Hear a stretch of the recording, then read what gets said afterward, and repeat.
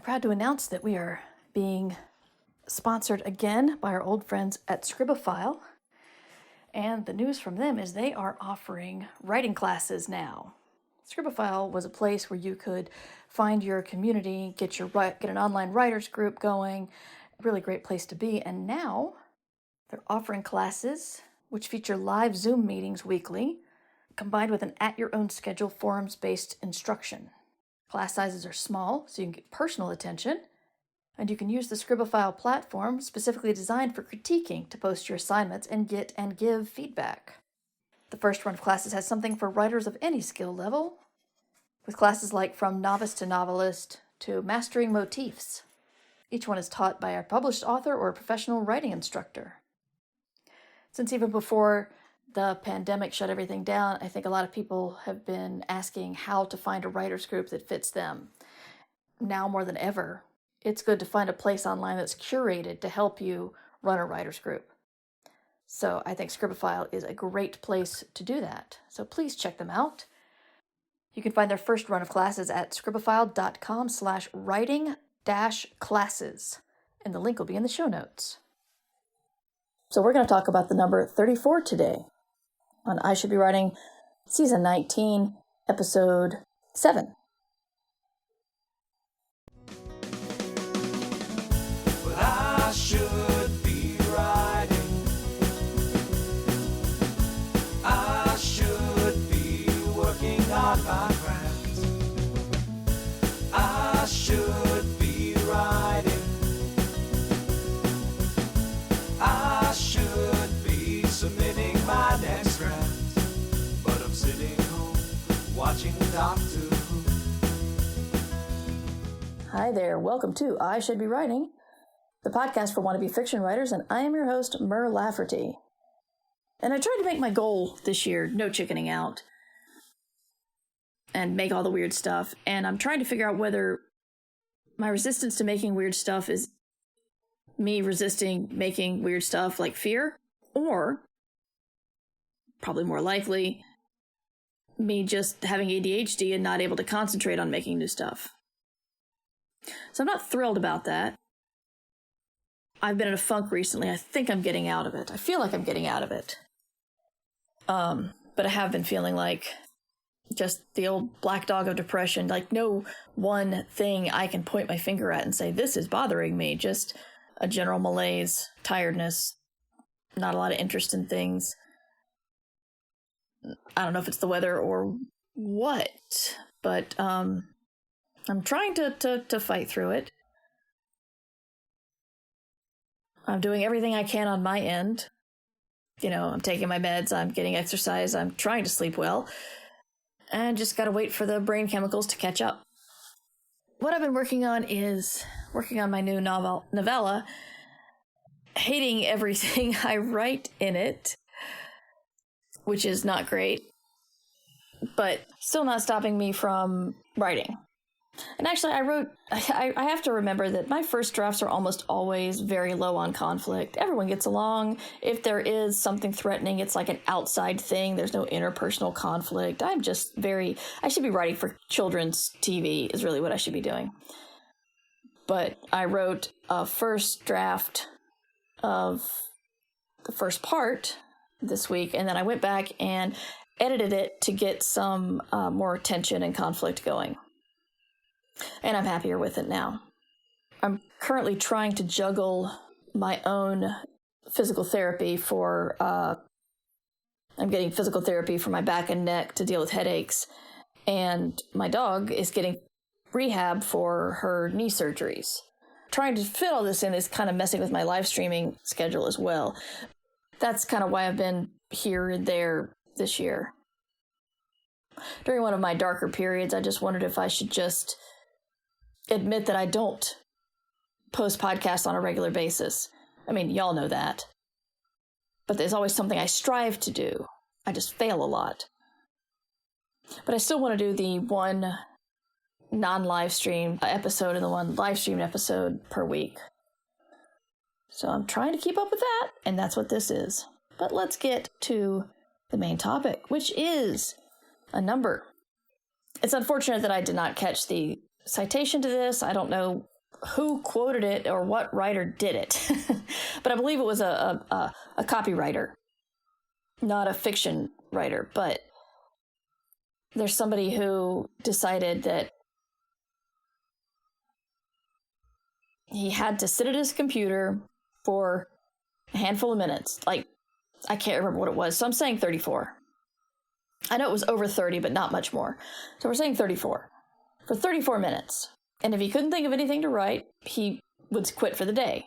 But that almost never happened because he could always think of something to write if he just sat there for 34 minutes. I can't remember if this story was told in the age of the internet and smartphones or not.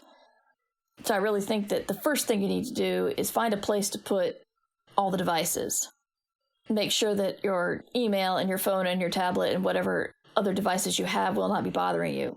When you sit down for 34 minutes, set a timer, and don't do anything else. When our brains are bored, they tend to think of things. Even if you've got ADHD, especially if you've got ADHD. Sometimes your brain will just come up with something to write just to stop being bored. And this is so hard because our lives are now so focused on things to never ever make us bored, which is great for boredom, but not great for creativity. I think I think it was last year I did an episode on trusting yourself, where I've gotten to a point in my career where I can feel confident that if I start writing, I will come up with something. You know, we did a previous episode on free writing or the words you write before you actually get to your story, and how, you know, they're not wasted words. They just may not end up in your final draft. And that is how I think the best, is when I'm writing like that. And I honestly can't tell you whether this is good for me because I've been doing it for several years, or if it's a viable solution for anybody. But I tend to think that if I just throw myself off the mountain, I will build wings on the way down. And I got to trust that, because that's putting trust into my subconscious, which is really hard to do. It's kind of scary. The person who says they'll be there, but they show up at the very last minute. That's kind of my creative subconscious. Sure, I'll be there. Don't worry. And just got to trust it. And I had a thought the other day, and saying this out loud annoys me. So I can imagine how it must sound to you guys. And I apologize in advance, because humble brag, I guess the word would be. It feels like a humble brag, but it honestly did occur to me that it's possible that I write good stories. They just don't seem good to me or good comparatively, because, you know, I see their flaws. I know how hard it was to write it. I always think it could be improved upon, not because they're actually bad. This was literally an epiphany. I was just like, wow, maybe I don't suck. If I don't see it, that doesn't mean it's not there. And then we get into the whole Julia Cameron morning pages, believe in the God or the great universe or whatever, which still makes me feel awkward. You know, fun aside, I attend a Unitarian Universalist church, and I volunteer there for a number of things. And I still feel awkward saying I go to church, because the people I grew up with who were church going were not like me. You know, Unitarian Universalists, it kind of boils down to, we don't care what you believe as long as you're nice. That's pretty much it. So there's like an atheist group at my church. They asked me to participate in some of the worship services, knowing that I'm an atheist. It's weird, but it's another thing where someone else might see value in stuff I think is incredibly weak. So yeah, it feels weird talking about church. It feels weird talking about Julia Cameron when, you know, I don't believe in the God that she frequently talks about.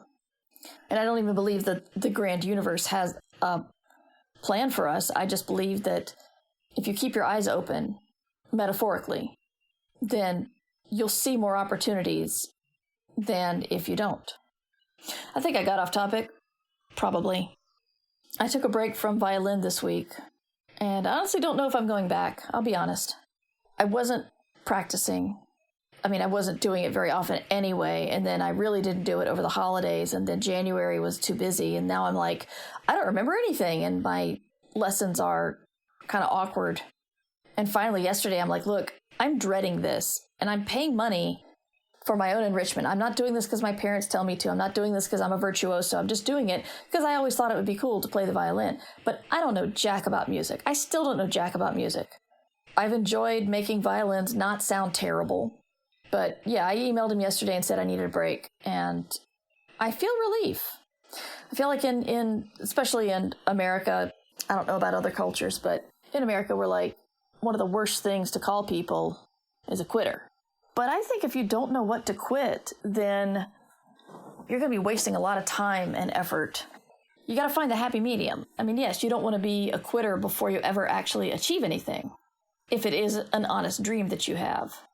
On the other hand, why waste time? I think one reason why I'm feeling melancholy, one of my theory is that I'm turning 50 this year.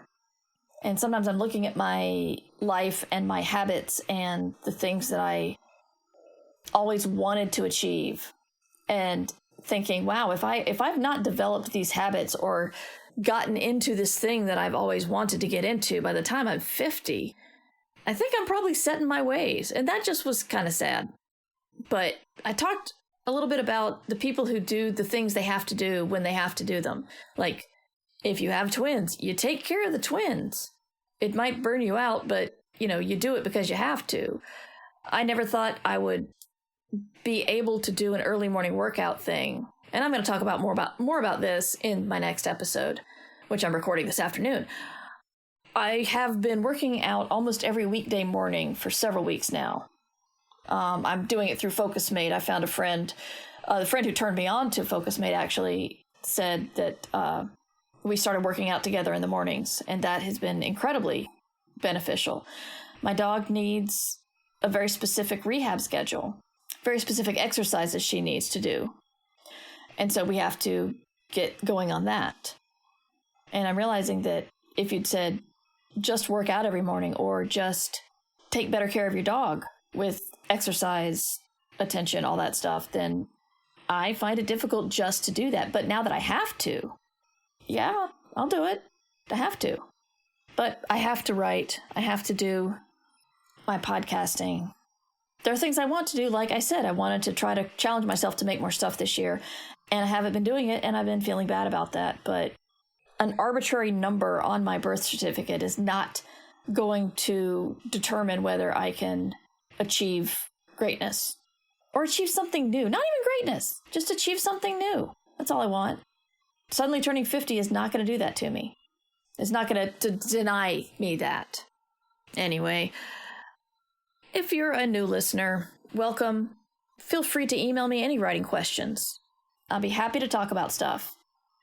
If you have a more business-focused question, email me and mention Ditch Diggers, because it should be answered on that podcast with me and Matt Wallace.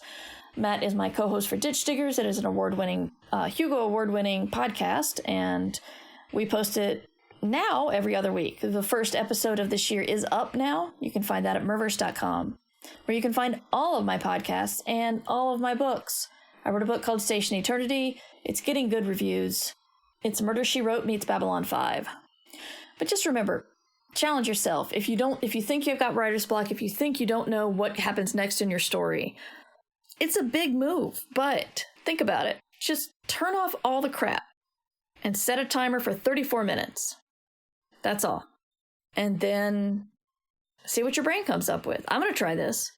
If you want to email me, mightymer@gmail.com. This podcast is available thanks to Patreon, because I have a lot of people who help me by supporting the podcast over at patreon.com/mightymer. They get exclusive episodes. They get extended episodes. They get all kinds of goodies. They get a private Discord writing community, and they help keep me going. And if you don't want to use Patreon, you can check me out at Substack. I'm Mighty Mer on Substack, where I have a newsletter, and you can subscribe to the $5 a month newsletter, where you'll get all the exclusive content and Discord access that people who support via Patreon get. And you can see this show live on Twitch, Tuesdays and Thursdays, twitch.tv/mightymer, 3 p.m. Eastern Time. The first show of the week is called The BarCon. anybody can come visit and see it and participate and chat and have a lot of fun, but only supporters can get that podcast in their feed. And Thursday is an official episode where I record with live audience input, and then we put that on the feed later. So that's the podcast. That's me, Merverse.com. Thanks for your support. If you cannot support monetarily, then leave a review or just tell a friend. Tell the writing community that they need to come here for various pick-me-ups and insight. I will see you next time, and until then, you should be writing. I Should Be Writing is available to you under a Creative Commons Attribution Non-Commercial No Derivatives license. Theme music by John Anelio. Art by Numbers Ninja. Production by Summer Brooks. And hosting by Libsyn. Find all of this information and more at Merverse.com. And remember, we can't do this without you. Thanks for your support. Well, I should be writing. I should be working on my craft. I should be writing. I should be submitting my next draft. But I'm sitting home watching Doctor Who.